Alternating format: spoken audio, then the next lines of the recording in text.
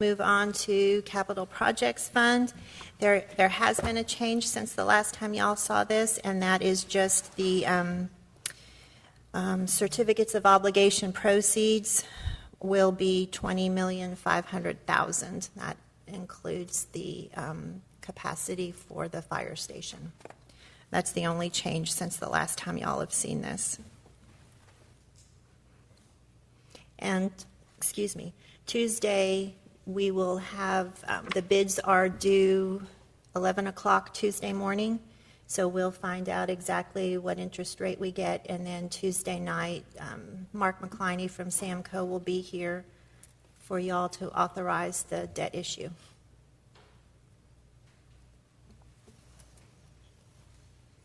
Are there any questions on the Capital Projects Fund?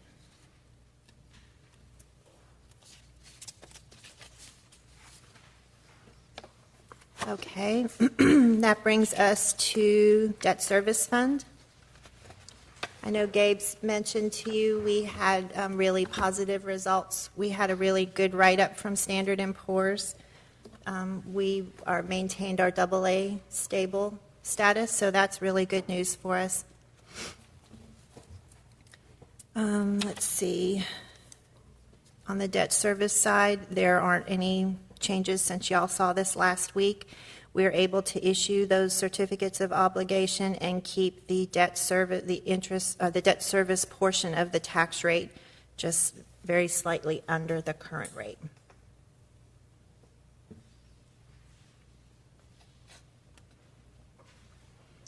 I did have a question here, and this may be the wrong place. You know, we've got several new projects coming for 2021. What about, I think you mentioned a little, how are we going to handle this from a staff perspective? Do we have the staff to manage this many big projects? So instead of retiring in 2 years, Rick has told me he's going to retire in 8 years. 8 days. I got that wrong. No, you're right, Mayor. It's going to be a busy year. One of the moves that is currently in place now, Randy Edwards, everybody knows Randy, long tenured employee, is going to move to inspections. He is looking at retirement within the next year, as are many folks in Public Works based on their tenure.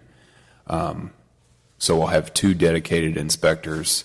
We may, at some point through the year, have to pick up somebody on contract or need additional help with the bridge and several of these other big projects, but I don't know if Rick wants to.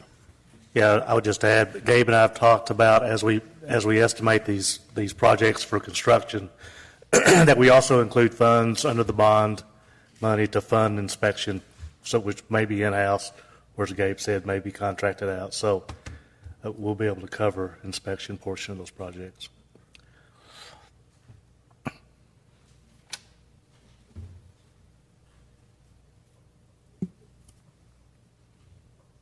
Any other questions on the debt service fund? I just want to make a comment. Yes. Our 3-year average increase is $179,000 over the last 3 years.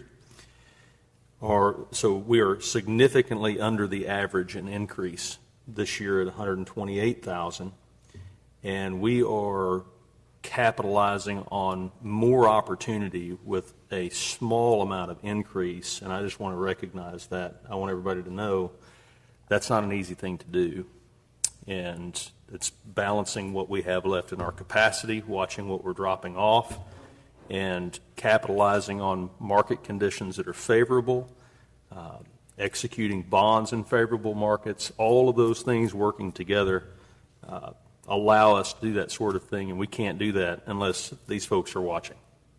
So I just want to make sure that I recognize that and just wanted to say it out loud. Appreciate the hard work.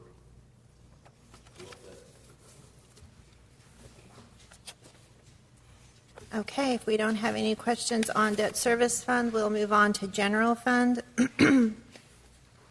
There are no changes to the numbers since the last time y'all have seen this, except that year-to-date, and I should have said that in all these slides, year-to-date is updated through July. We'll go on to the next slide. This hasn't changed, but so I guess on the expense side, we talked about the roll-up costs for the projects that we partially funded this year, so that's in next year. We talked about having savings in the insurance rates. I didn't mention before, but we also have some savings. It's not significant, but in TMRS. So when y'all approved the increase from 6 to 7%, we had a pretty significant jump for a couple years. So I just wanted to mention, as we knew it would, it's starting to level off and eventually will decrease. Our funding will increase. The overall funded rate will increase, but the rate that it costs us to do that is going to slightly start going down. And then the one-time expenses are still the same as the last time we've reviewed this, coming from the general fund, and these will be reducing our fund balance. Can I ask a question quickly about the ADA study? What is our output from that study? Is it a list of projects we need to fix? Is it a prioritized list? What will be the specific output? That's exactly what you get for that. Is they identify all of the projects that need to be completed. Of course, we started with policies and procedures and simple things like the information you have on your website, your internal policies, and how you deal with ADA compliance or any complaints. You have to have all of those documents properly done and in the right place. So we've completed the assessment of the parks and the buildings, and that generated a list. And I believe Kimley Horn, I don't remember if they came before you all or not and showed you that information, but I have it as I'm the official ADA coordinator for the city. And then now we're working on the streets, sidewalks, and intersections. And so the idea is to identify all those projects and then start chipping away at them, because it's a huge number. But you have to be able to show that you're at least working on it. So it will give us a list, like the priorities? They're prioritized, they're ranked. And some of the projects, for example, may have overlap. For instance, in the parks, if you've got ADA issues in the parks, well, if you plan on replacing some of that stuff, well, that wipes some of those off. So we have to balance that and make sure, some of these street projects will take care of some of the intersection, the ADA needs at the intersections. We'll be making those improvements. All of our new construction is ADA compliant. All of our new facilities will be ADA compliant. But that's the purpose of this multi-year task, is to identify what we need to do and start working on it. Is this building ADA compliant? It is. Okay. Yeah. I don't recall from the report. There may be a few things, but this one we did have a compliance review, and we had to, before the contractor got off the job, we had to modify a few things, heights of paper towel dispensers, ramps, gaps in the side, all those types of things that they identify. So it's pretty thorough. Mayor, I have a question. Do we have any idea about how big of a task we're looking at to become ADA compliant? Many millions. Many millions. Okay, thank you. And how many years, other than there's no schedule, but you've got to be making progress. That's what the federal government's looking for. So I think we had, if I remember, Rick, didn't we have? I think building wise, we had somewhere between $350,000 and $500,000, maybe, or maybe that was the parks. Do you remember that number, Rick? I don't either. Anyway, I've got that information in my office to make a budget. And do we have any idea what's our biggest lack of compliance? What area? I suspect, no, we don't. Until we're done, I don't know. Okay, thank you. What about maybe when this is done, we have an ADA presentation to council? Maybe when we get this, because this is phase 3. This is the last one, right? No. There's still more? So. I think we've got another phase. There's more studies, really? Okay. I've got it laying on my desk. I'll go look at it right quick. No, I'm just thinking maybe when this is done, we have a presentation to council about where we are. Sure. As an interim step, because I think we've got a lot of questions. I don't fully understand all this. I think it'd be good just, once we get this study, just talk about where we are, maybe where we're going. Yeah. So. Is it under community facilities? Yeah.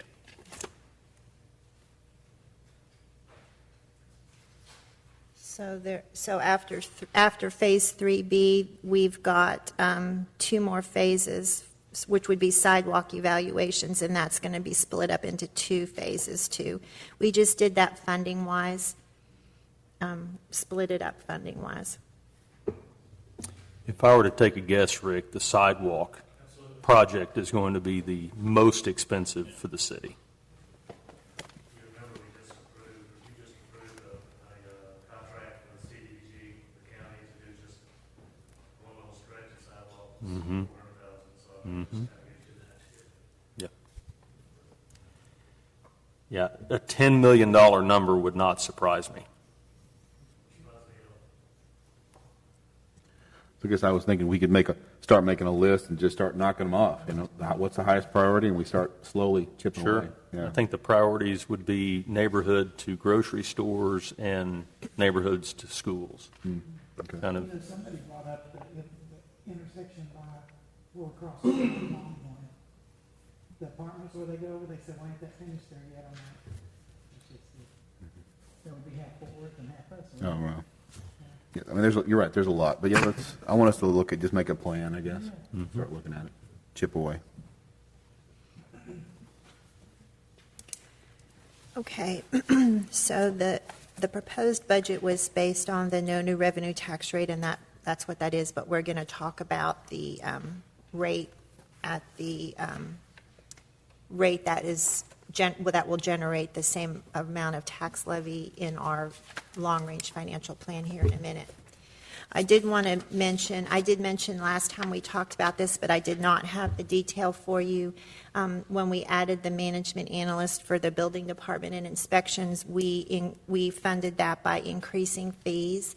So the next slide shows the fees that we are changing to fund that position. The rental inspection fee is normally, it's 2-tiered in the current year, $50 or $75, and this will just, it'll be raised to $75 for everybody. And then the other fees in general will be increased by $25, and those are listed there. Contract registration, carport, patio covers, swimming pools. And that will put us, we'll still be in line with the cities that they compared us to. And then that's residential, and then on commercial, the plan, it's a percentage of the permit fee for plan review, so it's going from 50% to 65%. So that's how they're funding that position. I do have a question. About our rental inspections, they're not doing those right now, are they? Because of the pandemic? I think we did put those on hold, yes. I was just curious. Somebody asked me about it, and I said I thought they were on hold, so. We did. We were conducting them well into the pandemic, but I think in probably the last month, we really cut way back or stopped totally, so. Do we have enough manpower now to do it? I think some things have helped with the rental inspection. One is we've automated the process and to be able to do permits, et cetera, online, to be able to track appointments. Another part of the, I guess, efficiency in that department was that we make appointments and appointments get canceled, and then you're jumping back and forth trying to reschedule during the day in real time, and that was very inefficient. So IT has helped us a lot to automate that process, and plus we've moved the budget analyst into there, or the analyst, to help with that process also, to coordinate the activities of the inspectors. So I think we're probably sufficient now. They probably could always use more help, to knock it. They are, and I think a lot of that was the inefficiency in that process, which I think we've solved at this point. I guess we'll see if there's any other glitches as we get back into it with that process in place. Mr. Mayor, I've got those ADA numbers for you quickly. The assessment of the buildings, there was a total of $555,000 needed. Parks was $750,000, and then we propose a 10-year implementation schedule. So you're looking at about $130,000 a year over 10 years just to address the buildings in the parks. So once we get these studies completed, we're going to need to be thinking about funding that implementation plan. Well, and I would add too, when we did the park plan, the different packages for consideration of the bond, those would knock out a good portion of those projects too. So we'd be killing two birds with one stone. It wouldn't be separate funding.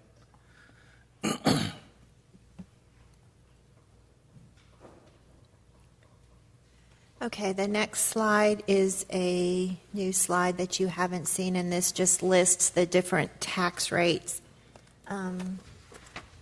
The top purple one, the .457966, is the no new revenue tax rate. That's what the budget was proposed on. And at the last council meeting, we discussed going to a rate that would generate the same amount as what was in our 10-year plan, and that would be the other one that is shaded in purple up there, which is the .463280. That would generate an additional $116,828 over what was in the proposed budget. It's still under the voter approval tax rate, and it's even under the voter approval tax rate at the 3.5%. So I just wanted to point that out. The next slide is... Kim, 1 second before we Sure. move on. Our 10-year plan, is that represented in here, did I hear you say?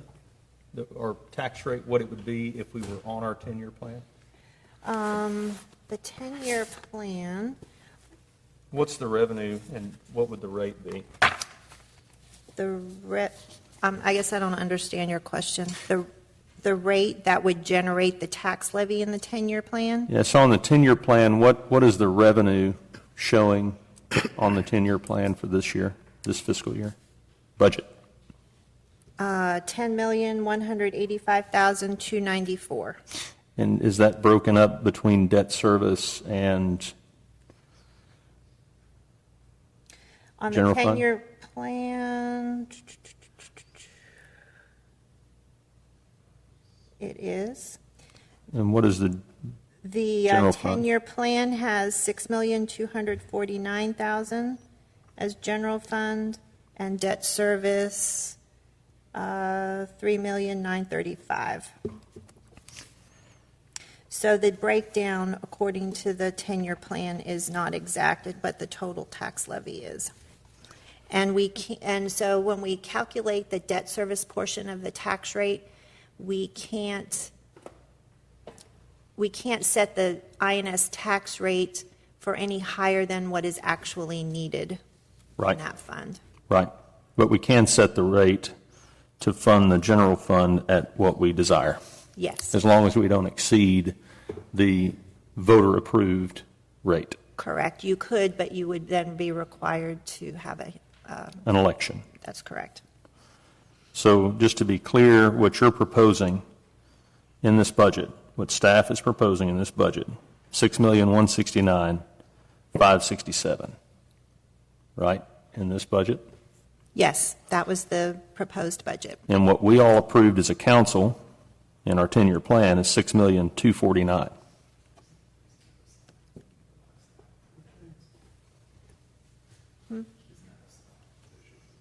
The next slide, yes. I'm sorry?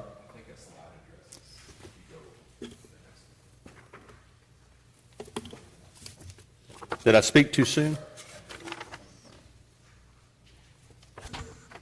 I think this is what you're getting at, this slide here, if you look. We're talking the higher tax rate. Does that address it? I'm looking at a tax rate that would support what we approved in plan, the 10-year right. plan. Right, which is that one to the right. 46328. 463280, that supports the revenue total of But to address your point, it's 6249. correct. Yeah, it's higher than what was proposed, which was the no new revenue rate. Okay?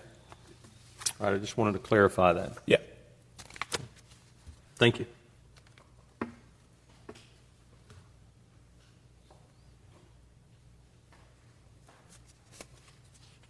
Okay, so this is just a slide comparing the three rates. That first column, the current rate is the .459. The middle section, middle column is the rate that was the proposed, and then the rate that would generate the higher amount of tax levy is the 463,280. And I just showed what an average home would pay. So the comparison there, and also keep in mind that the average the average home value has also increased. And just so people watching, what is that, are we calculating as the average home value? The average home value is now $188,101.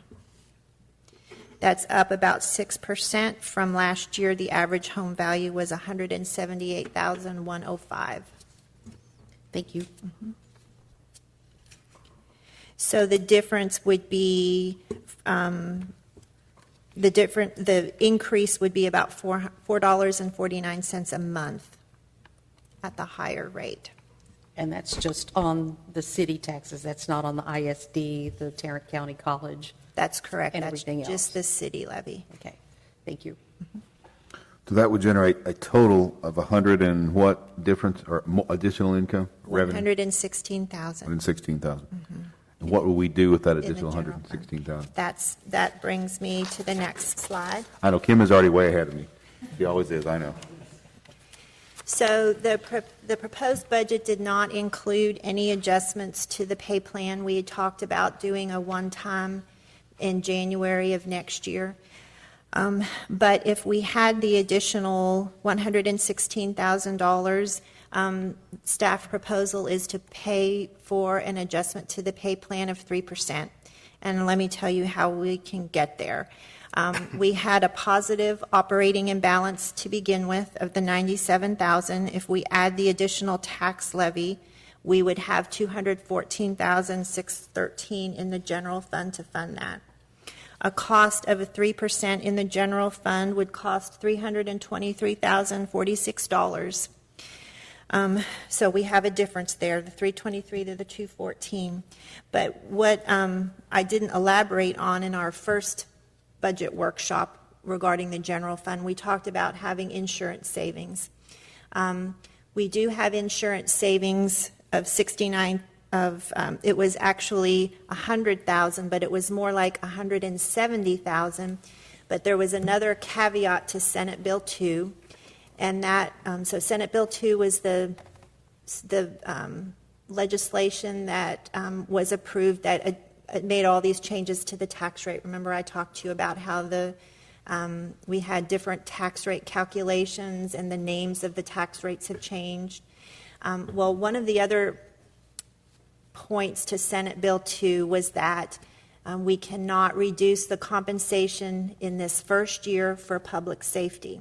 So if we weren't going to have a pay plan adjustment, but we were going to have savings in the cost of insurance, we were going to have to pay a premium just to public safety employees. So just the sworn employees in the police department and the fire department, we couldn't reduce their compensation. So even though we were going to be having to pay less in insurance, we were going to have to make adjustments we were going to add to a health savings account or flex account or something like that, so that for this first year, their total compensation didn't go down. But if we do a pay plan adjustment of 3%, we won't need to do that health insurance premium. So we will save almost $70,000 to add to the increase in the property tax levy. And then we also have since found some savings by bundling the dental and life insurance that the city pays on behalf of the employees. So that's how we can get to fund a 3% salary adjustment, if that is your wish to do so with the additional tax levy. I have a question. Go ahead, Cindy. about, Sure.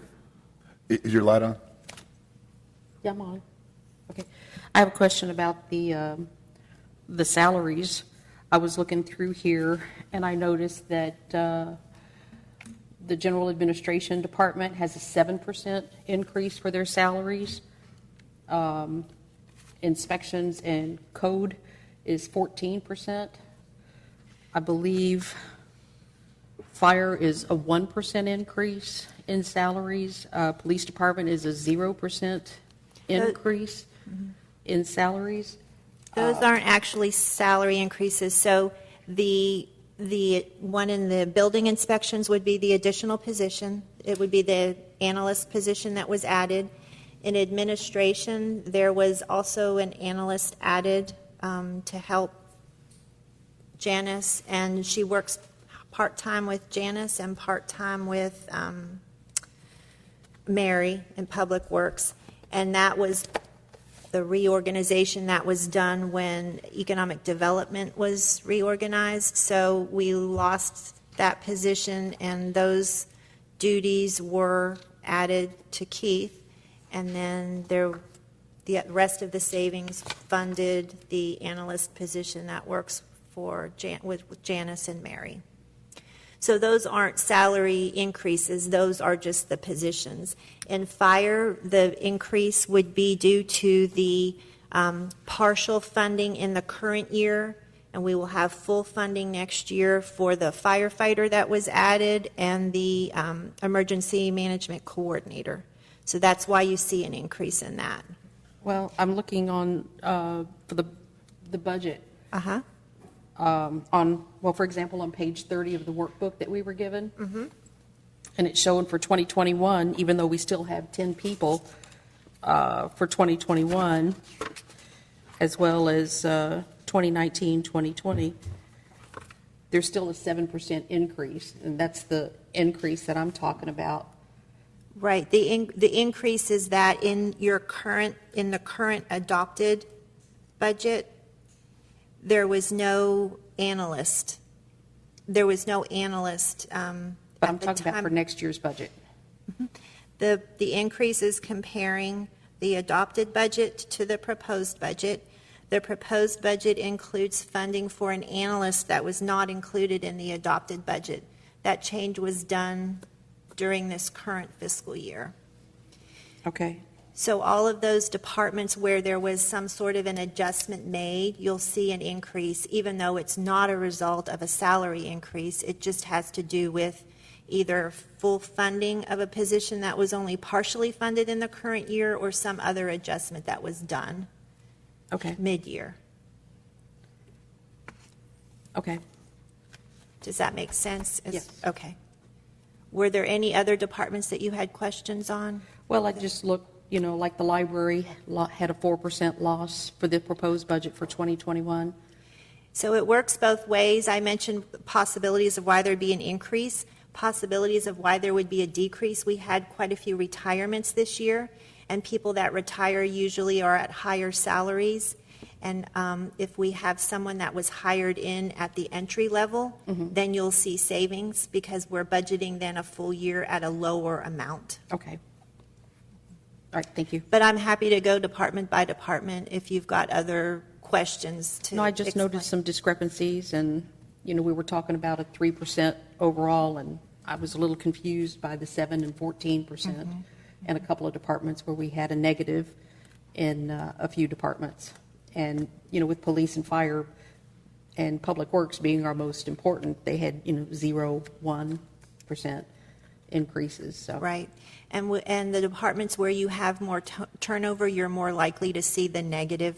And especially like in the police department, we had a couple of long tenured employees retire who were making towards the top of the salary, and they're generally replaced with a lower salary. Thank you. Sure.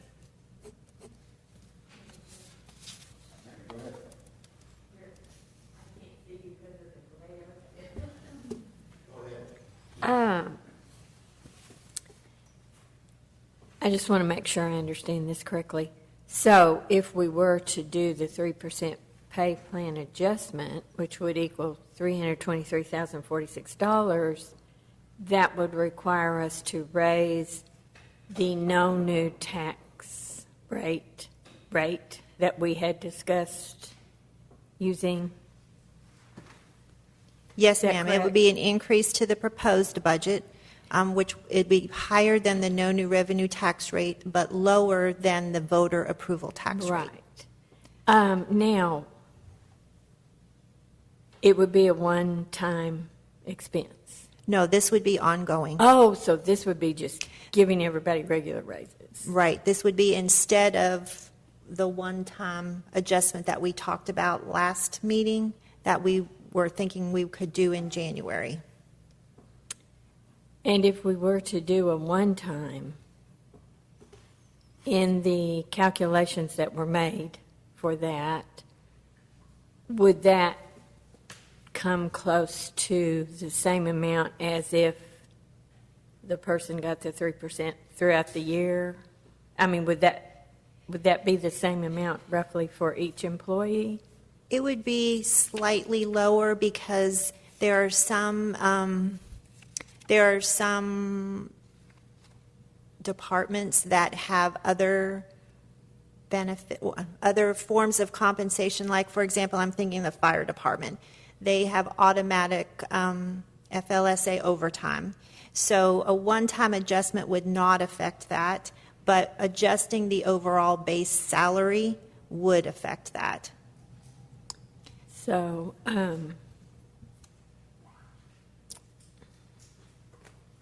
if I were an employee, it's hard to say whether I would prefer the one-time payment or the ongoing. I think you'd find a variety of, some people would like the one-time payment, I think. Speaking as a department head who has 2 vacancies that I'm going to have to fill, I would like to be able to advertise at the highest rate that I can to fill that position. It's hard to find finance people, and I have to compete with other cities that, frankly, are paying higher salaries. Yes, that is something to consider that I had not considered. Mr. Mayor? Melanie has some information about vacancies, so it's not a surprise to anybody because we have throughout all departments lots of tenured people, but recently it's started to become problematic. So, for example, Public Works, the water division is getting pretty close to being able to provide minimum staffing. I haven't heard if Rick is going to retire today or not. That may complicate matters, but 8 days, sorry, so next week. No, I'm just kidding.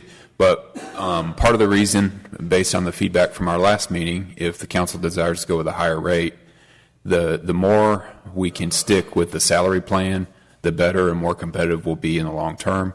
I just want to, I know it's kind of confusing, but if we were to just do one-time adjustments only, then we would still have to, per Senate Bill 2, provide an extra amount in benefits for police and fire. So the across the salary adjustment kind of takes care of that imbalance. But I don't know if, we're Public Works, we've got, 4 or 5 vacancies now. We anticipate at least that within the next 6 months. Some positions we're getting good amounts of applicants. We have a vacant mechanic, and it sounds like we have enough good pool to interview. Water employees are in short supply. Police officers, we're getting into, I think we have, is it 5? Or 3? We anticipate 2 more. So if there's any specific questions, Melanie might be able to address those. Dave, I have a question. Are you comparing these cities to our size cities and you say they are more competitive? I think based on the cities in our salary plan, and for whatever it's worth, based on the quality of applicants, that is kind of tells us where we're at. Yeah. Now, this is not just a Saginaw issue. I mean, every city to a certain extent.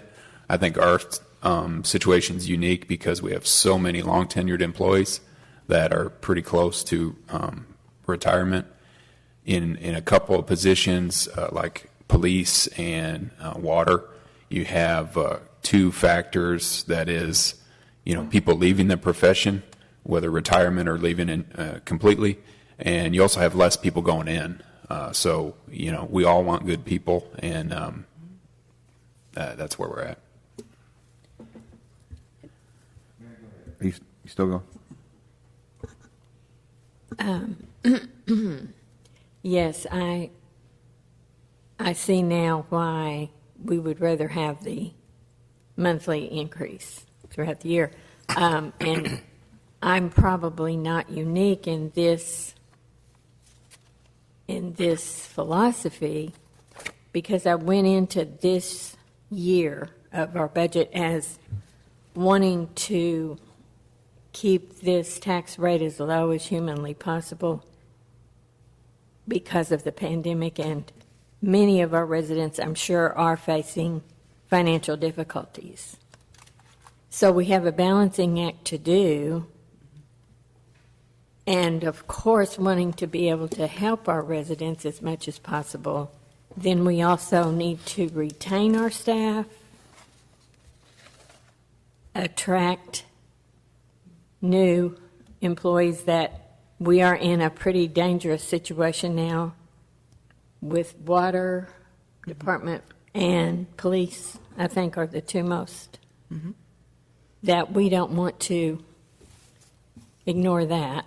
So I just hope whatever amount, whatever tax rate we do agree on eventually, that the public understands that we do have that balancing act and that we are doing everything we can to keep our staff happy and competitive salaries and keep the residents' financial situation in mind at the same time. And I keep hearing a lot about salary, and I understand that is extremely important because that's what pays your bills.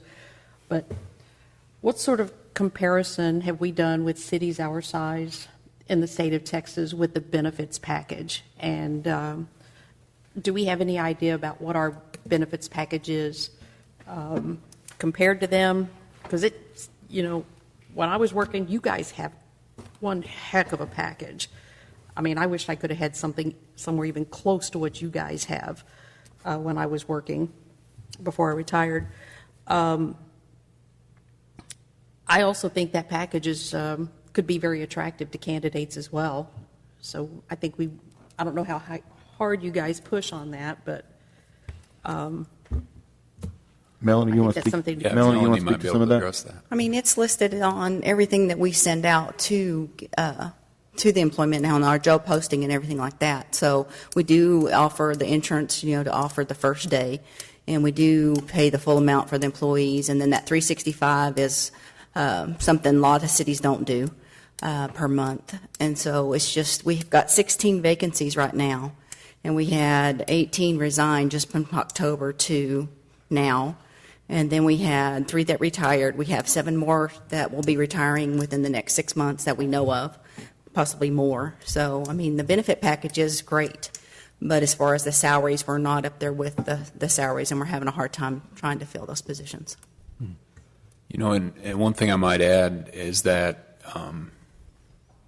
your applicant pool, to a certain extent, is your yardstick of your competitiveness. And like I say, some positions are just more easily filled, or for example, a vacant mechanic, I think we have 10 or 12 applicants, and we're going to maybe interview half of those. So we're in the neighborhood there. Some of these other positions, we're not.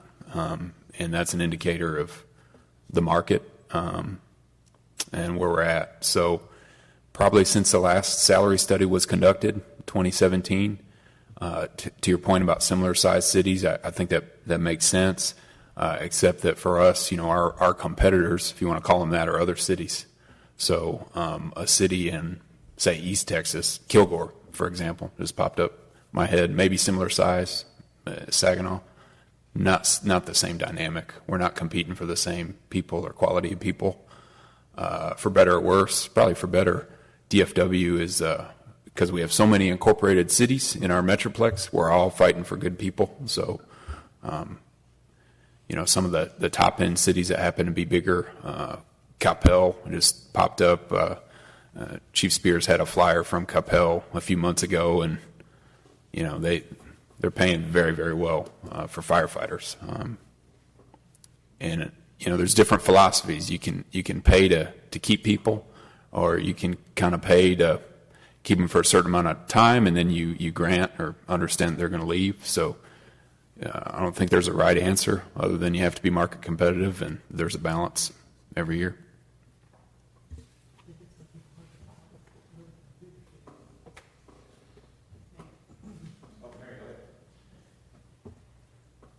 And I believe I'm right, but Melanie, you can correct me or whoever wants to if I'm wrong. One of the reasons people decide to work for a city is the benefits package. I think it's pretty common.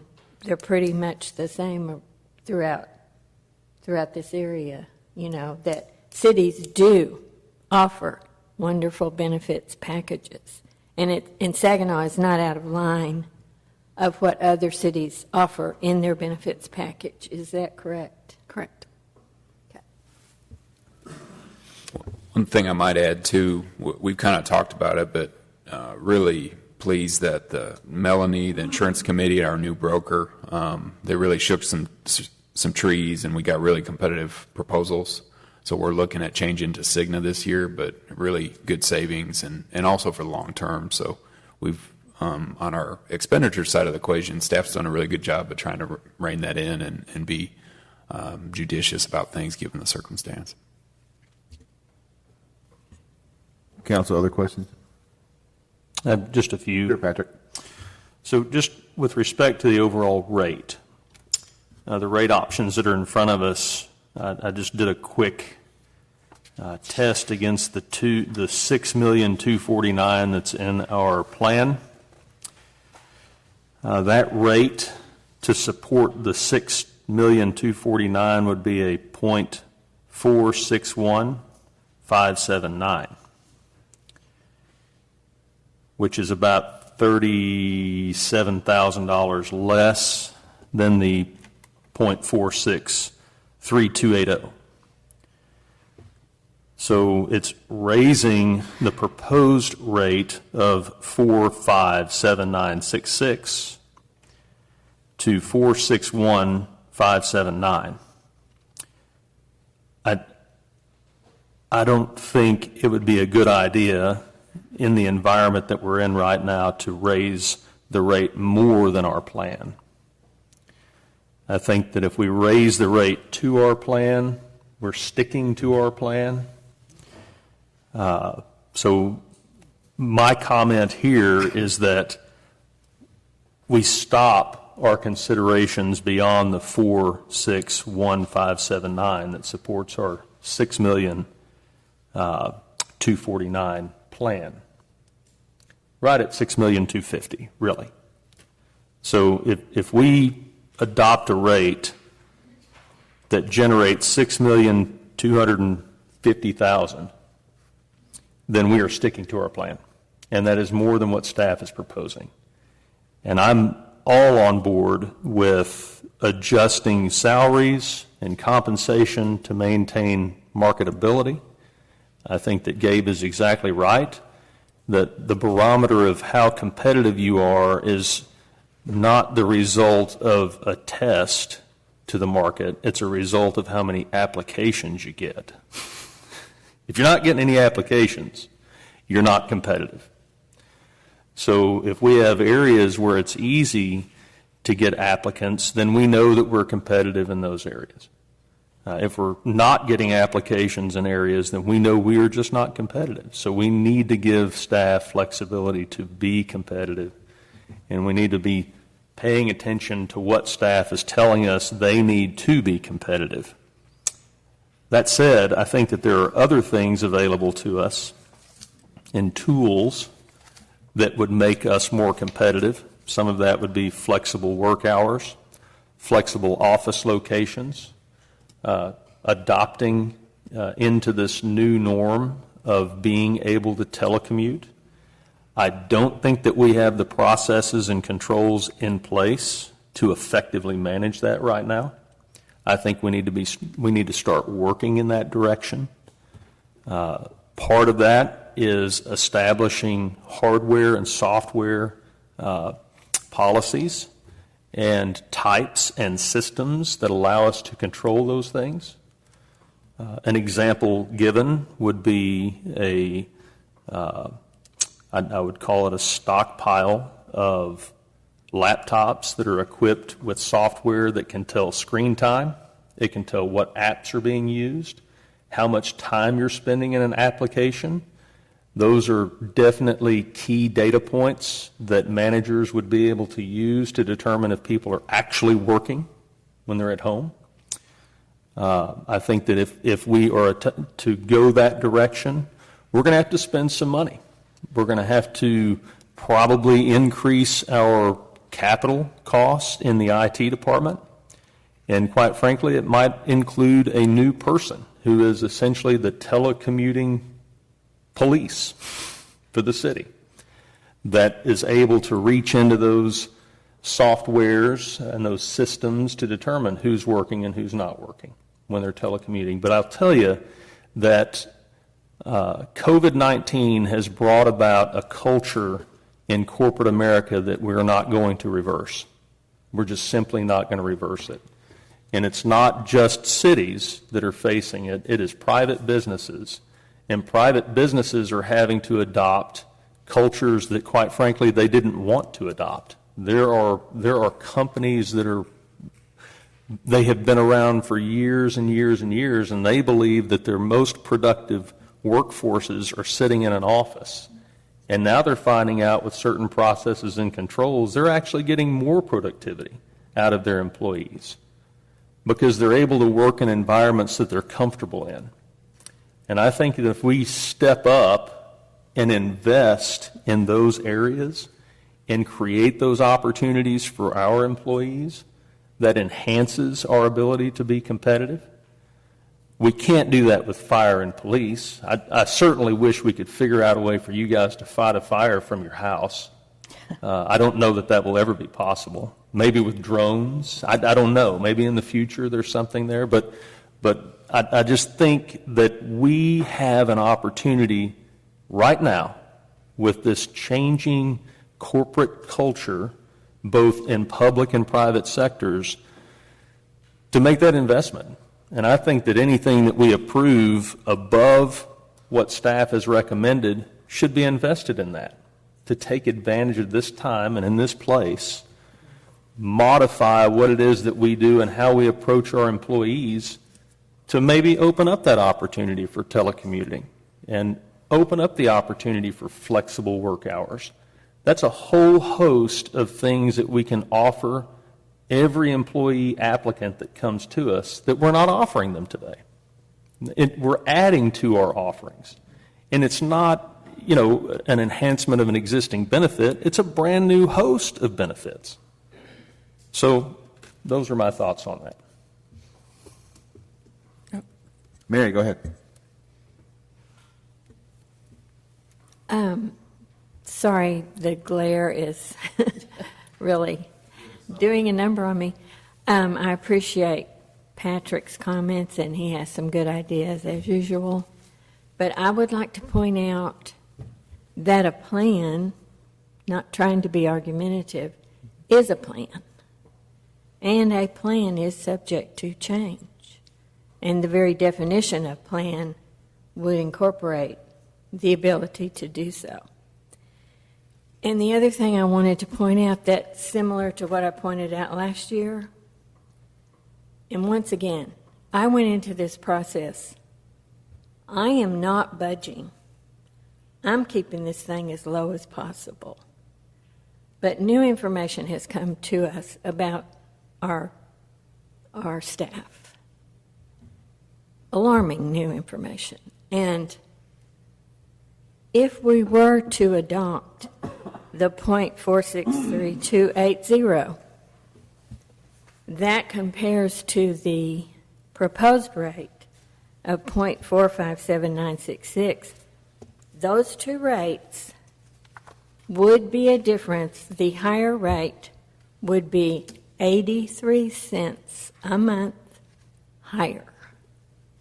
That is not worth quibbling over. And I don't think any resident would mind paying 83 cents a month more in order to keep our city running as smoothly as its reputation is at this time. Thank you, Mary. Other questions? Cindy? And Patrick, I certainly appreciate your comments about some new ideas, offering flex hours. And when I was a single mom, those were really important to me, and I turned down jobs because I couldn't have flexible hours. But what you said about, setting up a plan, for working from home, having ways to track and have metrics against what people are or not doing is spot on. But I'd like to contribute to that is I don't think the cost that we're looking at is going to be that expensive. About 8 years ago, I was working with a team of managers because we were having to relocate to a new building.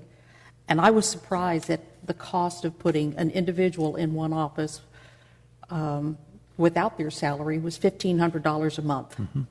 That included things like toilet paper, paper towels, water, electricity, air filtration systems, sanitation services. So that would be a savings, maybe not $1,500 a month, I don't know what it would be, but even at $1,000 a month, over time that would offset the cost of the iPads or laptops or whatever it is they need to work from home. So, although it may be a hit up front, I think it could be a cost savings in the future. Because operating a building is not cheap. No. Cindy?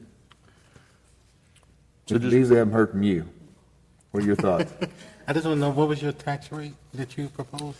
So the proposed tax rate from staff is .457,966, which generates an M&O revenue of $6,169,567.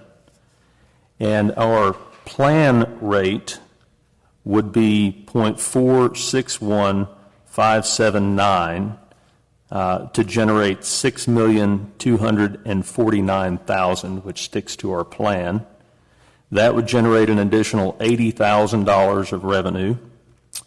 That $80,000 of revenue could be used to fill a closet full of laptops and possibly a part-time position or maybe even a full-time position. I have no clue what that market looks like for an IT person to support telecommuting.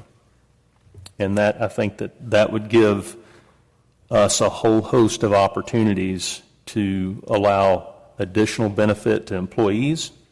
I think it would enhance what we offer potential applicants, giving some flexible work hours where moms can work from home. And when we do have situations where kids aren't going to school and parents have to stay home with their kids, they can be home with their kids. And I think we should embrace that, and we should set up systems and controls to allow it. And I think that $80,000 will do just that.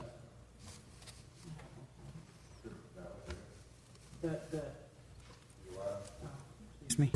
But the departments that need the most help can't do that at home. Fire department, police department, public works. There are just some physical constraints that can't be overcome. But I think in areas where we can overcome that, we should be doing it. That this isn't just the nature of someone's job should not dictate the plight of every other job. I mean, we all go into service knowing that we are just going to have to be front line. I mean, people that are firemen know that they're never going to be able to work from home. People that are police know they're never going to be able to work from home. People that are doctors know they're never going to be able to work from home. Yeah. And daycare operators. Yes. I'm not taking my vote. All right, so Mr. Bees, does that answer your question? You got any other questions or thoughts? No. All right, my thought on this, I want in this budget to give something to the employees.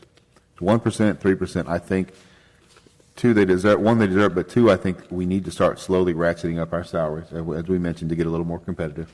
We've done that some in the past, specifically with police when we were way under competitive market. I think this year's a good opportunity to give them a little. I would, initially we talked about giving a 1% now and then maybe adjusting again at mid-year, and I'm certainly happy with that. I want us to start taking small bites out of this to get a little where we need to be and just continue to make us more competitive. I mean, we did, 2 years ago, we went from 6% to 7% with the pension deal, and that was purely market competitiveness. And that helped, I believe. So I want to continue in that direction. We still have a lot of vacancies, and we'll have more, and this is really in anticipation of that, to make our salaries and our positions more favorable to the marketplace. And I think we need to just slowly take chunks out of that to get to a little better competitive market. And it doesn't really, you look at the number, it's not a huge, 1% is not a huge hit, and we can certainly budget it with several of these tax rates. So that's my biggest concern with where we are and going forward with the tax rate. Any other questions? Mr. Tucker, haven't heard from you. Would you like? See, I'm happy. I was happy with the 457 number. If we want to go up to 463 or 461, I'm happy with those as well. As long as we use that additional revenue to bump up our employees just a little, and then commit to it mid-year, taking another look at this and see where we are. I'm still concerned about long-term, about sales tax and property tax rates, because this whole COVID thing is not going to shake out anytime soon. I think it may have long-term effects, and I want to see where we are before we make huge financial commitments, but I think we can do a little bit here and then take another look here in 6 months. So those are my thoughts.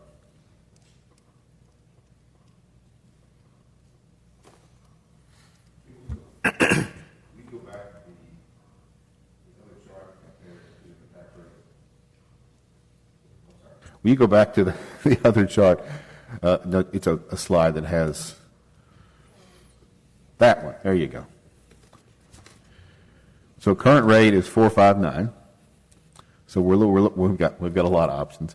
The initial proposal from staff was 457, which gives that number. The newest rate we talked about was 463. Then today we brought up a 461 as well. So really, let's stick to those. I don't want to get too many options on the table. This shouldn't be a buffet. What would council like to do? Which direction do we want to go? We really have 3 different options: the 457, the 461, and the 463. We've discussed what we'd get with each one of those. Those are slight differences. Initially, when we looked at the 457, I know what was really attractive about that. It was a rate deduction, a tax rate reduce, very, very small. Most property taxes would still go up based on home property values.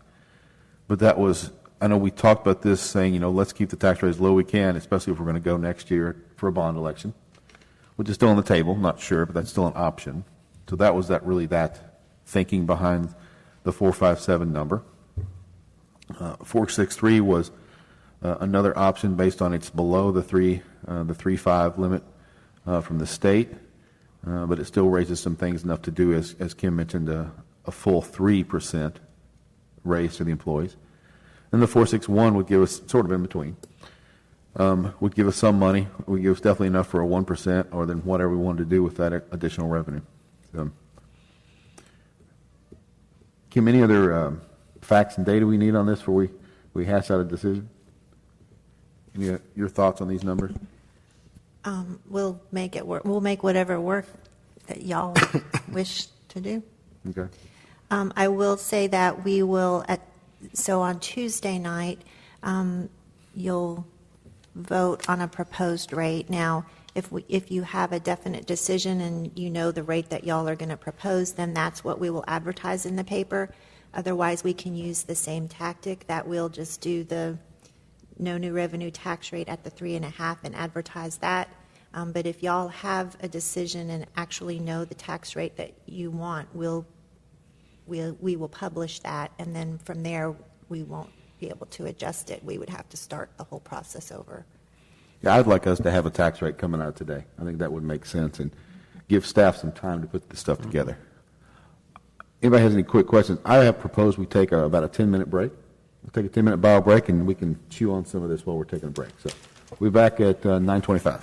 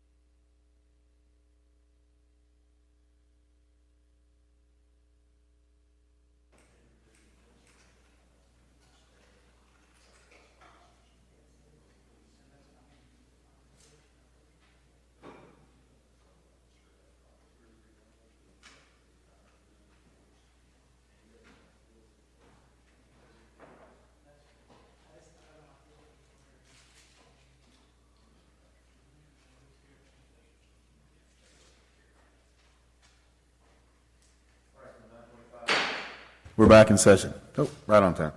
Perfect. All right, thank you, guys.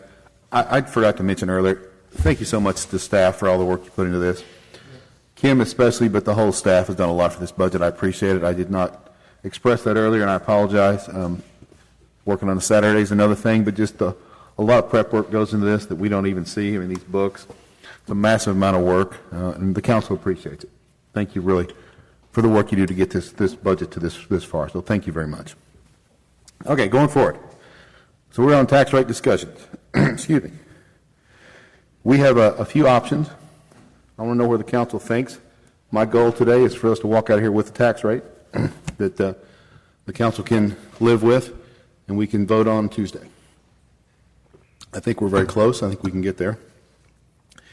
Any other questions before we start maybe polling to see where people are? Any other questions or information that people need to make any decisions on this? So I'll summarize some of where we are. Oh, go ahead, Mary. I'm sorry. I just wanted to point out, if we were to adopt the 463, that is still below the 468, which is the 3.5 that we had said we won't go above. So we're still below that rate. Thank you, Mary. Okay, so initial proposal was 4,579, which is the known to revenue tax rate. See the numbers it generates. That's what a lot of this budget was built off of. Then we started adjusting and discussed the 463, which is a little bit more, which pays for, as we mentioned, the 3% raise for the city staff. Then we discussed the 461, which is sort of the interim, which raises a little bit more, which is, per my math, about 36 or 37,000 revenue less than the 468, and then, 80 or 1,000 more than the 467. So we're not talking a lot of money. We're talking a little bit, though, and that little bit is important in what we want to do. So let's go down the row. Mary, what rate would you prefer? The .463280. Okay. Cindy? The same, 463. 468 or 463, I'm sorry? 463. 463. Mr. Tucker? 463. Mayor Pro Tem? I guess the 463. 463. Valerie? Mr. Farr? 461, it's consistent with our plan, and we wouldn't have spent the energy and time on that plan if we didn't mean it, and if we're going to just continue to go over what our plan is, there's no way I could support anything above it. Mr. Beasley? 463. 463? Sure. I'm very happy with 463. I'm happy with all of them. I think this budget is solid either way you look at it, but I'm happy with 463. Let me make sure I'm clear on the 463. Kim, 463 would allow us to do everything that's presented in this book plus 3% for the employees? Yes, sir. Okay. Anything else? That's it, right? That's all that staff That- has prepared for Okay. discussion. No, that's fine. I wanted to make sure of that, so that's fine. Oh, Mary, go ahead. For our benefit and the benefit of anybody who happens to be listening, Kim, could you just go over the steps that we have in our financial plan in case we have an unexpected financial catastrophe? Which one we do first, second, third, et cetera? I think that's kind of important for everyone to know. Sure. So we have it listed 1 through 10. These are the primary things that we would look at. The first one is reducing transfers to other funds or cash-funded capital projects. And of course, that would depend on what the capital project is. We've got $2.6 million budgeted for the overpass project. So that's something that probably wouldn't want to delay. I mean, it could, but it's a possibility. I mean, so you'll have to weigh those. Second would be managing the vacant hiring process, which is what we've done this year. That's the biggest way to save. As I mentioned before, about 75% of our budget is personnel costs, and so that's usually the biggest way that you can achieve savings if you need to. Number 3 is reduce travel and training expenses and fund only those required for certifications that are part of job performance. And that really hasn't been an issue because a lot of the travel and training hasn't happened, or if it is, it's done virtually, which greatly reduces the cost. Defer capital outlay purchases. That could certainly be done if we know it early in the year, but normally we are very conservative. We try to use especially our vehicles until we can't use them anymore. So normally, Jeff is right on top of purchasing vehicles at the beginning of the fiscal year. So, depending on when we have to manage a deficit, that may or may not be an option. This year, it wasn't. By March, when we were starting to look at having to be careful about our expenditures, all of the capital outlay that was budgeted had already been purchased for the most part. Number 5 is expenditure reduction. So that would just be line items where we could achieve savings for whatever the rest of the year was. 6 is hiring freezes. 7 would be use of undesignated fund balance. 8 would be salary increase freezes. Again, if that happens on October 1st, then it's kind of after the fact. 9 is user fee increases, and 10, employee layoffs. And these are the steps that we take in the event that we are not able to meet our financial obligations. Is that correct? That's right, or as like this year, as we are going forward, and so we don't want to be reactive. We want to be proactive as much as possible. So when we realize that our revenues, even though we were still strong in most areas of revenues, we knew that it was a possibility that we would have problems, and so we started trying to be proactive about those things. And how, and shouldn't this information, the plans to do this, that we're not able to meet our obligations, shouldn't that be reported to the city council before any of these steps are taken?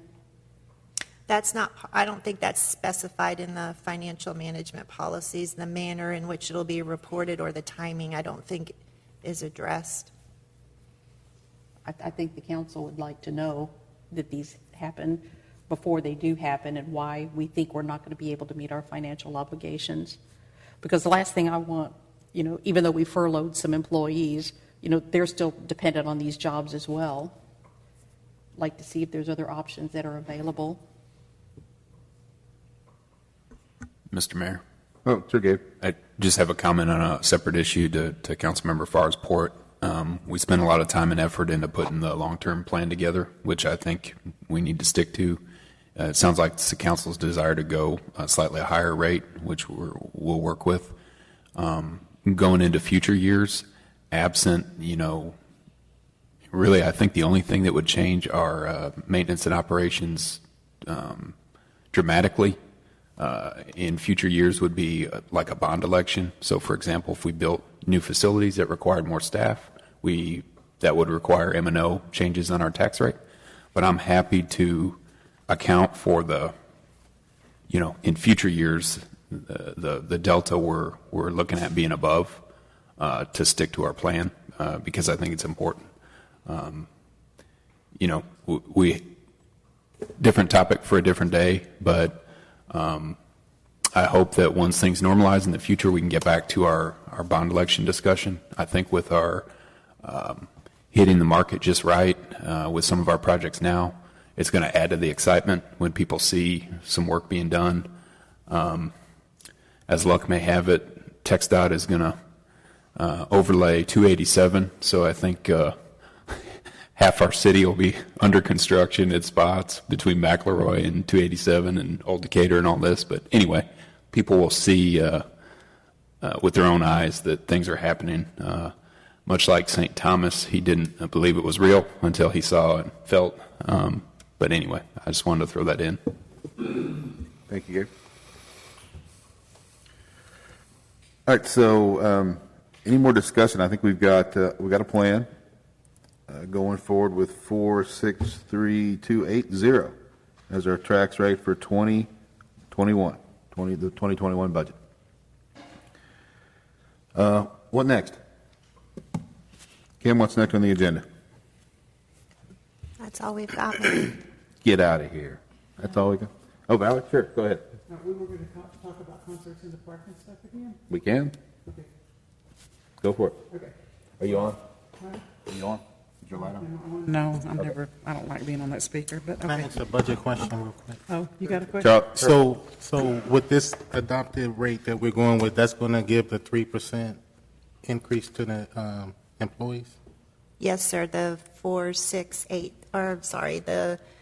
463,280 will fund the 3%. And that's going to increase the salary of the vacancy positions as well? Yes, it would increase the overall pay plan. The actual amount that employees would get would be based on performance. I'm talking about for the vacancies? Yes, sir. Okay. Yeah. And will that go into effect now, or that's next? The funding that I presented would be effective October 1st, Okay, the first of the fiscal year. thank you. okay. Sorry. Okay. That's okay. Go ahead, Valerie. Okay, are you ready now? Okay. Yeah, as y'all know, I've been following the stats ever since this started, pandemic, and I go through the Texas Health and Human Services. In Tarrant County now, our active rate is down as of 4 o'clock yesterday was 7,545 people, active cases, which has gone down considerably since July 30th. So, and I know that, as Bryn stated, you are in charge of, and Patrick wanted to talk to the whole council to talk about the concerts in the park and stuff. I think that maybe we need to give something back to the citizens and do concerts in the park and movies by the creek because the the swim center's closed or something. They can still social distance. They can wear their mask just like farmers market or anything else. And it's a choice that they get to make if they want to come or not. I would hope, I think people in Saginaw are pretty responsive to the mask and all that. And so I don't understand. I think that maybe it might work if we could try it. It's already budgeted, so it's not going to cost us any extra money. Concerts in the parks are in the budget currently? Yeah, they were Okay. already budgeted. And we've taken everything else away. I mean, the kids couldn't swim this year, and they didn't get to do much of anything. I just think that it might be, and we're more family-oriented at this point because of the pandemic, and so I think that they would stay in their little groups. I'm sure there's going to be one or two jerks out there, but that's in anything. And I just think I just want y'all to think about maybe just redoing it and let the people make the choice if they want to come or not. If they're that worried, they won't come. If they, so. Keith, are there still, is it still an option from a logistics standpoint? Or would there be acts out there that would be? Right now, there's not. There's about, I can't remember if it's 15 or 16 cities that are participating in this concerts in the park type thing through Northeast Tarrant Arts Council, and none of them are offering any of the concerts right now. None of the bands are participating, and none of the cities are doing them. So if we did go forward with this, would we be able to get a band to come show up and play? That's my question. That I don't know. We'd have to ask and find out. It's kind of been since March when we're going to start the concerts. Everybody's been shut down. We can certainly ask them if the band that we had scheduled for August or September would be available. But Sandy, do you have a question? Yeah. A couple of things. First of all, I heard on the news today that Addison is opening up concerts in the park. Who is? The city of Addison. Oh, okay. And second, are we locked into contracts to using only these people? Because I know a slew of entertainers that would love to be able to perform for groups. we are We are locked into a contract. We have to use specific people. through them, yes, through the Arts Council. They do all the work. They basically do all the work for us. as far as securing acts and promoting. We do our own promotions, of course, but yes, we do. So how long is that contract valid? It's through the end of the year, or through the end of the fiscal year, and then we start up actually it's through the end of the calendar year. So we can't do anything outside of the realm of what you're contract under? I suppose we can always do our own, but that's a staffing thing. But yeah, I mean we can. Okay. Well, let's walk through this logistically. Let's say hypothetically we say in September we want to do one, in mid-September, in September, whatever. What do we do? What steps we need to take? How would that work? Like from your perspective, Keith, we'd contact the ACT, see if anybody's available, is anybody interested. That's what we do. That'd be the next step. I would suggest at least through the end of this year that we continue with our contract because we've already paid for that amount. We're trying to, when all this started, we were talking with the Northeastern Arts Council about, everyone is not canceling per se the concerts; they're postponing them, right? And not knowing what was coming up, with the pandemic. So the plan was to reschedule them if things started lightening up, significantly. Mm-hmm. That was the plan for us. That was the plan for the other cities in that conglomerate. Okay. All right, so let's say we do this for whenever, end of September, early October. Would council support this going down the road? Mary, what are your thoughts? I think it's worth maybe trying on a trial basis once just to see how it goes with the social distancing and the masks and, is everybody being smart? And, of course, is Keith able to find an act? But I think we're all anxious to be able to do all of these things, but at the same time, we want to be very careful about the safety factor with the pandemic. Those numbers change all the time, and it's really hard to know what to do. So I wouldn't be opposed to trying it on a trial basis one time just to see how it goes. Cindy? I'm in favor of trying to schedule some events even as early as September. I know the library has a lot of events going on, and I don't think you guys have to call the police in for people not social distancing. That works well. I'm like Valerie. I think people are responsible. They want things, and if they know if they comply, I think they'll be able to go out and enjoy some things in the city. I'm noticing more and more kids are stressing as this goes on, and we just need to get people out of their homes and offer them something. Mr. Tucker? I'm more one to err on the side of caution. But yes, I think it's time to do something, but I'd rather see it maybe first part of October. Okay. Give it just a little bit longer. Yeah. Okay. But yeah, let's do it. Okay. Mayor Pro Tem? Well, I want it, and besides, it would help the food trucks too, because you could invite them again. Might get to it once. Okay. Mr. Farr? So postponing it is pushing us closer to flu season, and so long as we do not have a vaccine for COVID-19, the deeper we get into flu season, we'll have the opportunity to fill our hospitals up with both flu folks and COVID folks. I know it's a real risk, but at the same time, I think we need to trust that our citizens know what they're doing. We need to trust that they're going to be safe. And I think that we should at least give it a shot. And if they demonstrate that they're not going to be safe, we revoke the ticket. I mean, we just need to pay attention to it. But we can't continue to be the stopping point when we're asking people for their money. We're asking them for their money to facilitate these things, and at the same time we're saying, no, you can't do it. So I think that we should at least allow the opportunity and see how it goes. Maybe a two event test and see how it goes. That's my thought. Mr. Beasley? I'm on board with the 2 event tests. I would preferably like it to be October. Okay. I'm fine. I think October makes more sense than September. Maybe first week October would be cooler than 2. My concern was social distancing, mask wearing. My concern is, are people actually going to show up? You know? I think so. Are they going to show up? If we have this, wanna great. get Will outside. people show up? Will they be scared? I don't know. They show up for the They farmer's come, market. they come to the farmer's market. You know, they get excited about this farm. Yeah. Just because they can get out and do something, say, All right, Keith, do you have direction? Let's see, early October, let's see what we can do.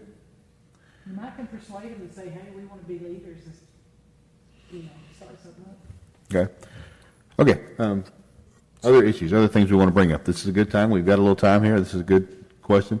Well, Mayor, just thinking through that resolution, because you're going to have to you're going to have to sign the resolution that allows that. So just thinking all the way through that, the 2 event test, I think, should be a consideration as part of that resolution. And then if you want to extend it beyond that, I would suggest that we make that a separate resolution, so you're not having to claw that back. I guess my thought we just do one at a time. We sign one thing at a time, we see how the October goes, and then we can discuss the other one after that. I think that's fine. Let's I do just that. want to make sure that you're not put in a position where you have to now revoke something. No, and I don't want to do anything without the council's approval as well, or backing. So, yeah, and I think that's fine.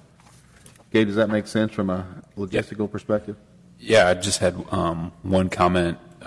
We're going to try to do some special Foodie Fridays, you may have seen on Facebook, to encourage some food trucks. So we're starting to get more food truck applicants get their permit. Yesterday we had 2. We had a breakfast truck come eat with me in the morning, and then Kona Ice was out in the afternoon, and there were some people that came out, so we're happy, and hopefully we can continue that and build excitement. And to last meeting, Councilmember Forrest Point, they're not doing it for free or charity. They've got to make money, so we need to encourage everybody to come out and eat. And if there's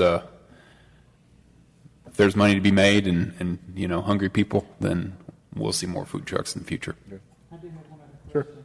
Keith, if they can't do it on that, can we find somebody that, I mean, is there,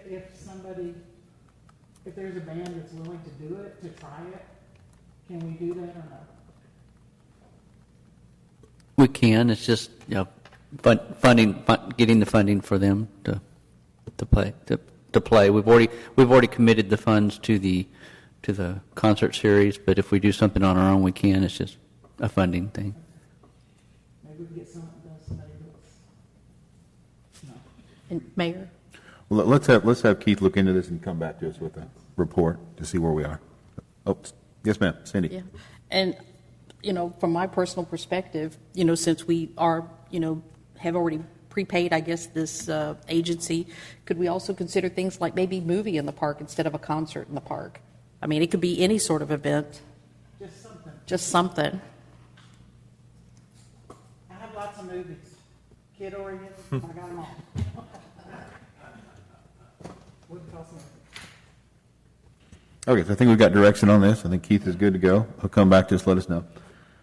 Other questions?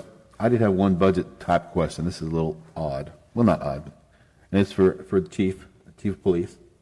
In all this thing that's happened lately, and I've talked to other mayors as well, something came up about mental health officer and mental health training. I know larger cities, police staff do have a mental health officer. What are your thoughts on that and as going forward with us doing something in that direction? It's pretty traditional for counties to have mental health units that will support local law enforcement. We're sort of unique here in that a few years ago, and since I've been here as well, we've continued with a program in-house where we have, I believe it's 9 officers, including 2 or 3 supervisors, that are mental health peace officer certified. So we actually can respond to the scene of a mental health crisis, do what's called an assessment and detention, and write up an affidavit to actually take somebody into custody before a probate judge for some kind of mental health assessment. And it's only in extreme cases where there's an indication of it being necessary for an intervention and of a life or safety measure. I would be all for any other assistance that we might get. It's sort of a double-edged sword in that now we can respond, we can make the decision on the scene to do that assessment. We're then responsible for transporting the individual, in most cases, to like JPS and staying with them until they take custody of them. What I think the county is proposing would supplement that, but it could end up just kind of being a wash in terms of our time spent on those kind of cases, because and it would all depend on how many personnel they had and what their kind of response time was, because you may just be like, say, sort of a trade-off if you end up waiting for an hour or two on the scene for somebody to show up and do what you could have already done.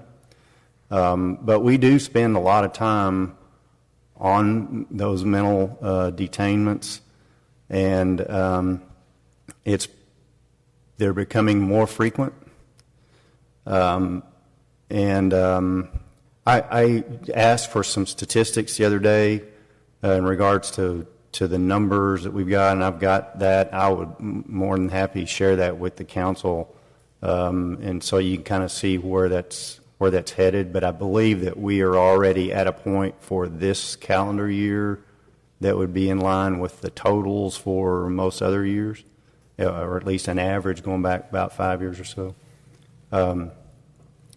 So again, I'm in favor of any help the county would give us in that regard.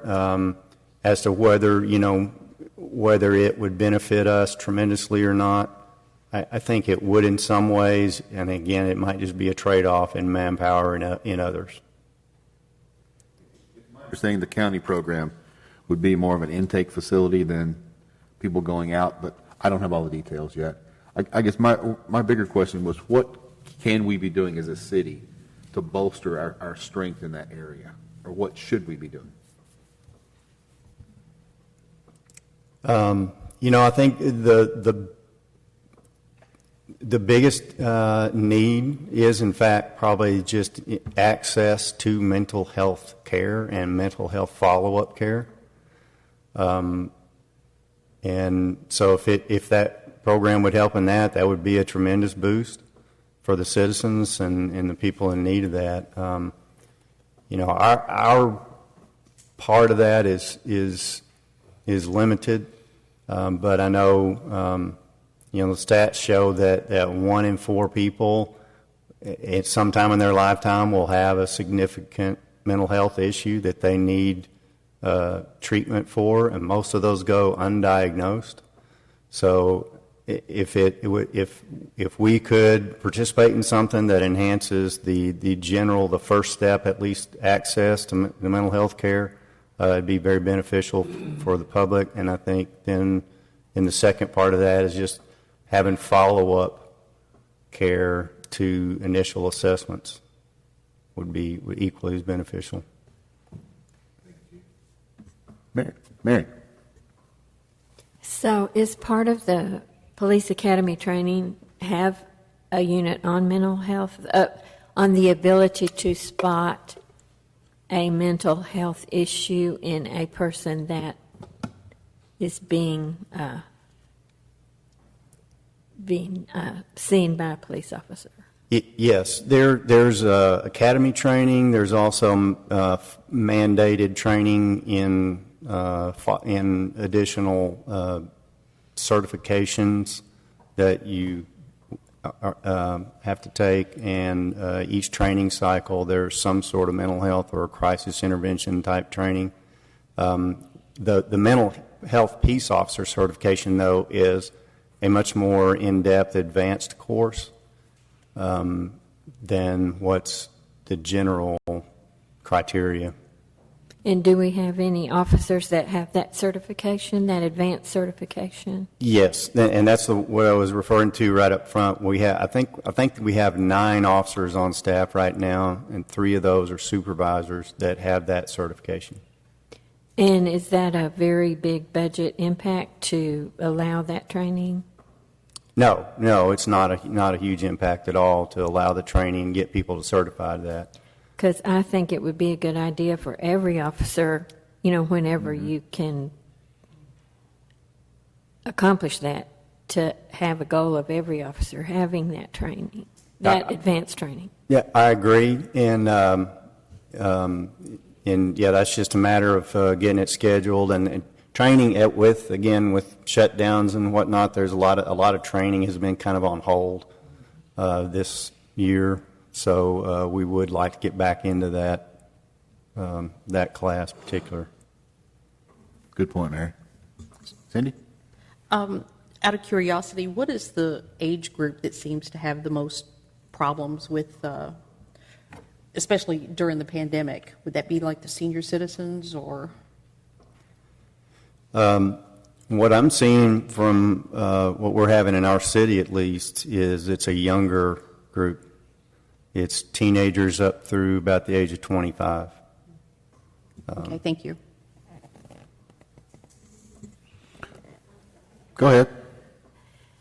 I don't know if you can answer this question, but is it difficult to tell, and do they sometimes overlap, that it's a substance abuse and a mental health issue with one person, or is that difficult to determine?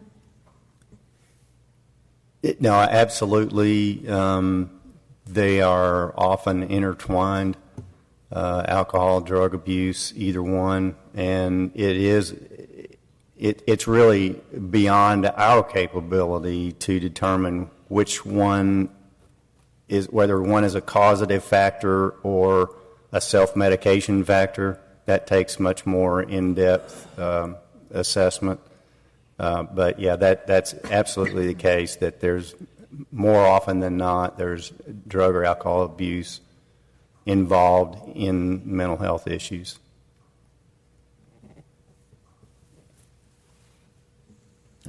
Thank you, Chief. All right, moving to the other side of the room, I had a question for Chief Spears, and I actually asked him over a break, and I'd like him to just sort of tell the council what he told me about the emergency management coordinator position and where we are with that. On Tuesday, we had a panel interview for 4 finalists for the emergency management coordinator. On Tuesday, myself and Chief Christensen from Lake Worth will conduct interviews for the 2 that were recommended from the panel to go forward in the process. Hopefully from that, we'll identify a candidate that we think would fit our position. We'll try to get them on board as quick as possible. 30-day process would be feasible. Worst outcome is we don't feel either one of those candidates would fulfill the role that we need. We'll have to start over and apply again. I was somewhat disappointed in the pool of candidates we had in that position. We'll try that again and maybe try to cast our net a little further. Maybe through this pandemic, it opened up some opportunities to people maybe want to pursue a career in that field. The 2 candidates we have, we really were searching for somebody with some a little more experience than what the 2 candidates have. So there will be some training involved, but the reports back from the panel committee is what one of them lacks, the front runner, what he lacks in experience, maybe in motivation, personality, can-do attitude, pretty much stands out. So that might get him through and get him selected for our position.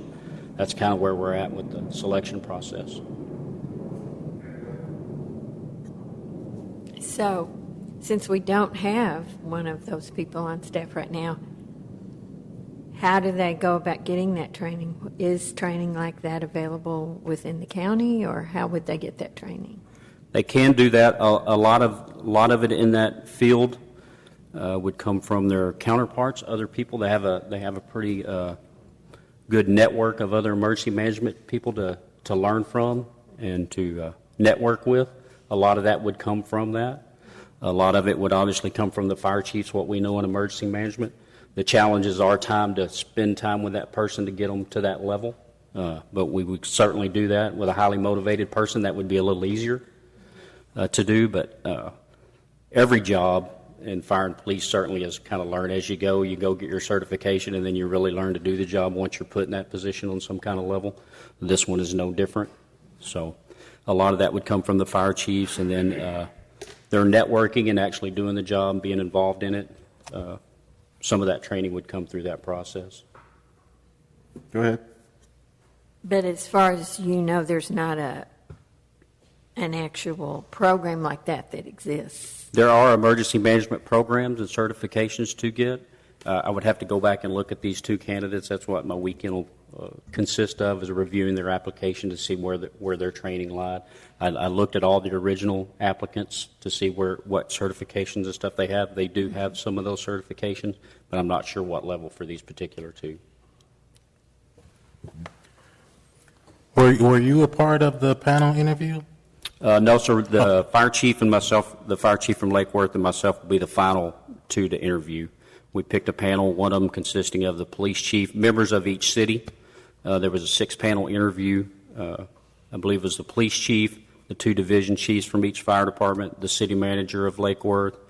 We had our one of our CERT leaders participate, and then we had the Tarrant County Emergency Management Coordinator was the 6th person. And will this position report into you, or? It would report to the fire chief of both cities equally.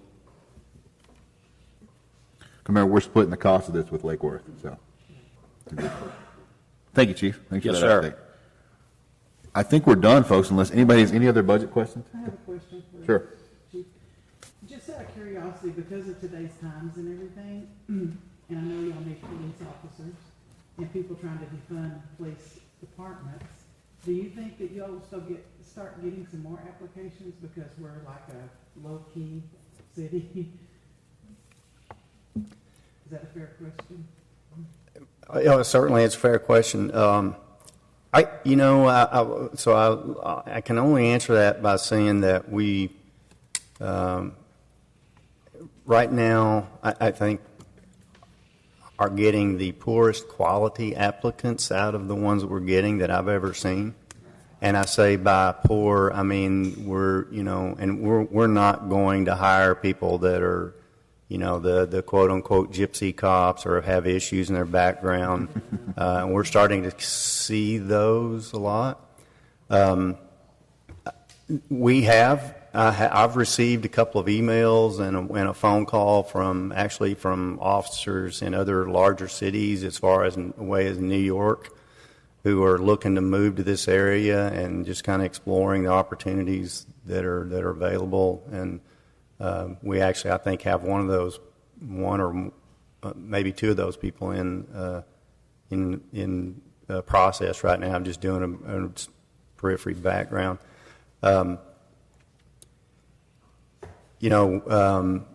This city, our city, is very attractive for a number of reasons to work in. And again, I appreciate y'all's support. While I have an open mic here, I appreciate y'all's support in supporting the salary issues throughout the city. But I think that will help try to keep our applicant pool up.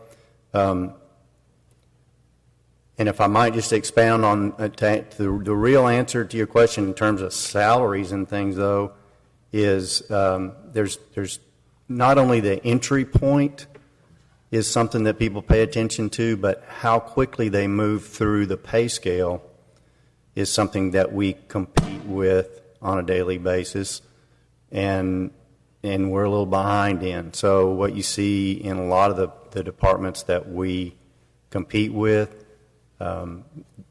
they have step plans, or they have what's called kind of colloquial called lateral entry moves, where departments will pay for experience, and oftentimes those are generally somewhere in between 3 to 5 to 10 year increments that you can step in to a new department and get paid at the level of somebody who had started with that department and had that same amount of tenure. So we're allowed to go to a step 2 to pay for experience, and we haven't practiced going beyond that. But something, we probably need to explore something of a competitive nature in that regard too, because the heart of our applicants has always been certified police officers with experience. And now those people are choosing to go to the departments that will pay more for that experience and that tenure. And we are behind in that regard. So that's something I'd like for us to look at. But certainly Saginaw and Saginaw PD has a good reputation in the law enforcement community as a good place to work. And, we try to market ourselves any way we can. The fact, one of the first things I always mention is that we do have a lot of good community support. We have council and management support. It's a very attractive place to work. So, I think things will rebound a little bit, but right now it's probably at an all-time worst that I've ever seen in terms of applicants. I'm just curious because everything that's happened with other police departments now, ours looks really way up here on top. So, I was just curious. Mayor, this might be obviously something that we could consider in a future council meeting, but talking about our retirement rate and essentially the number of employees, tenured employees, that are really about to fall into retirement, I see that potentially being a pretty big strain on our general fund over time.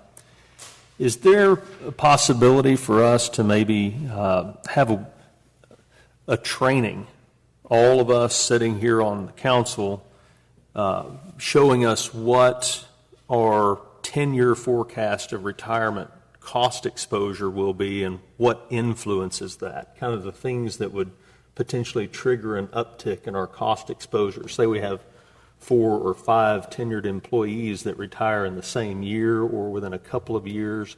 What does that do to our cost exposure? And just not to hash that out here, because I think all of us probably need to look into that ourselves, get a better understanding, but get trained in what that might do to us over a 10-year period. Yeah, I'd be happy to bring some thoughts before you in the future. Mention a couple things. One, we've been pursuing the American Public Works Association accreditation. So part of that process is documenting procedures and policies and succession planning. For us, it's not a luxury. We're being forced with it because of, we know these retirements are coming. Mm-hmm. I think that for several positions, I think it's always best to promote internally when you can. I think we've got some of those opportunities in Public Works, but you get to a certain point and you got to go back out to the market, and which is why being competitive and ready is best. But I'm happy to put everything together. Keith reminded me too, animal services is one of those things. There's always going to be 10 times the demand, and we will never be able to keep up, but that's another tough area as well. But we can put our heads together and bring something in the future. Yeah, I think it's important in the context of our 10-year financial plan that we are looking at anything that might influence or impact that plan that we can at least even see on the horizon. I mean, we've already talked at least 3 or 4 times today about these pending retirements.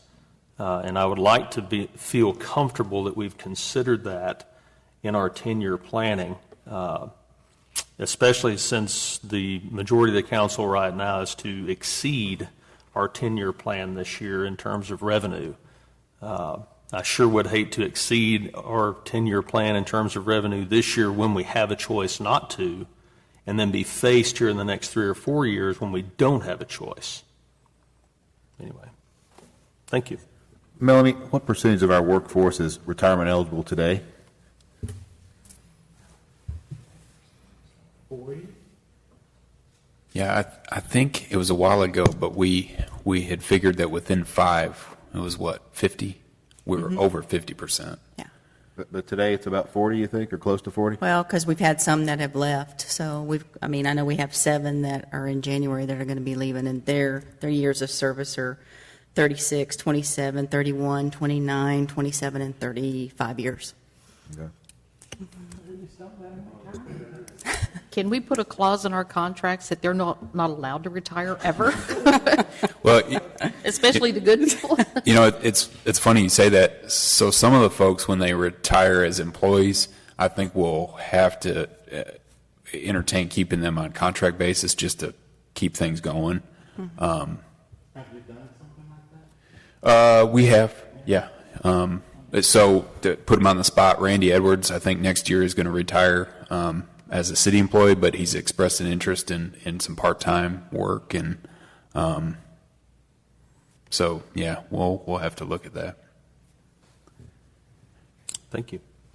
So we will be faced with a big retirement, I don't want to say crisis, but issue here in the next few years, certainly, and it's not going to go away. All right, any other questions, council? Just one other thing, and I mean this with all sincerity, but if you know of people that you speak highly of, a lot of the folks that are here have a personal tie either to the community, they might have went to high school here, or raised here, or so it just popped in my head. But Brian Stewart, he's a patrol officer, Boswell High School. I think he went Graduated with me. Okay. Yeah, he went to Academy in East Texas. I think he came from Tyler, but he came around the same time. But that's really important to get good applicants and get people. We want people that care, which for people to stay as long as they have in the city, they obviously do care. And if you can think of anybody, put in a good word, and we'd love to talk to them. Our interns, want to plug our interns. That's been good. Susie's doing well, helping Janice out in Public Works, and Kevin's been helping out with the inspections. I hope had an Aggie lined up over the summer, lapse in judgment with the Aggie. No, just kidding. But with the pandemic, I wasn't able to get him going. But we're trying. Excellent. Okay. Yes, Cindy. I do have another question. Talking about Brian Stewart brought that back to my mind.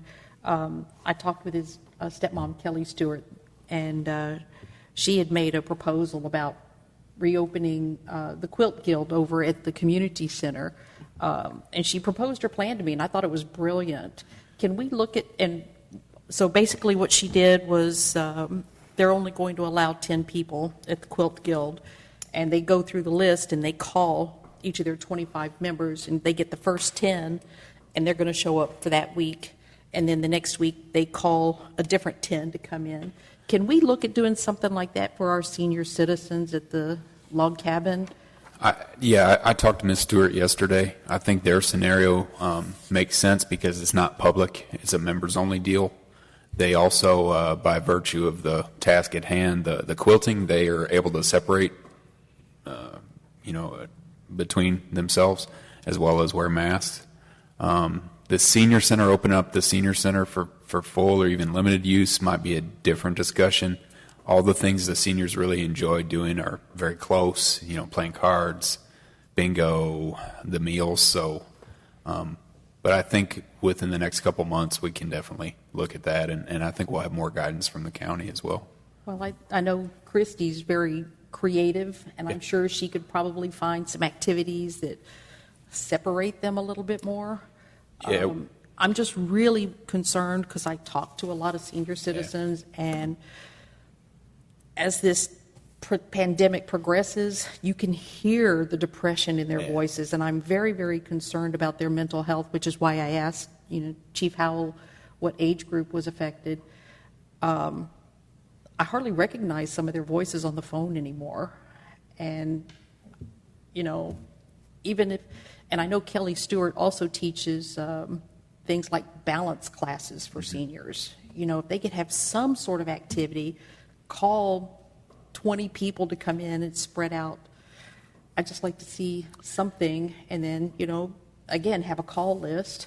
That's labor intensive, but I think we need to help them out a little bit. I agree. Are we allowed to open back up senior centers yet, per the governor? Not to my knowledge, no one else in the county has. I think that Lake Worth opened their senior center was maybe a month ago. Does that sound right? And then they shut it because they had, I don't know if they had a confirmed case, but there was a fear. It's one of those things that's, given that population, it's probably not a risk worth taking at this point. Hopefully, with vaccines and better control efforts, we're a couple months away from some sort of easing. Okay. Right. Council, any other questions? I think we're about wrapping this up. No other questions. Then at 10:15, we'll reconvene back in regular session. I'll entertain a motion to adjourn. Move adjourn. Patrick, Charlie, all those in favor, raise your right hand. 10:15, we're done. Staff, thank you all very